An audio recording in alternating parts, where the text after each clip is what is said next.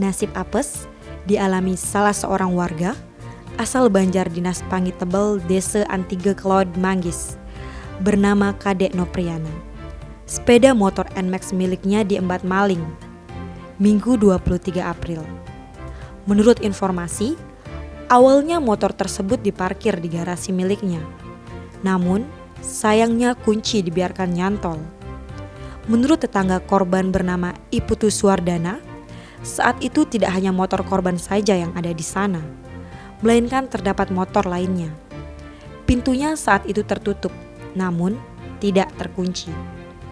Diduga, saat seluruh penghuni rumah sedang tidur siang, motor milik Nopriana diembat pencuri.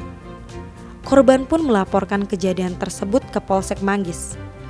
Kapolsek Manggis Kompol Igede Suarmawe yang diminta konfirmasi mengatakan kasus tersebut masih dalam penyelidikan. Tim Bali Express melaporkan.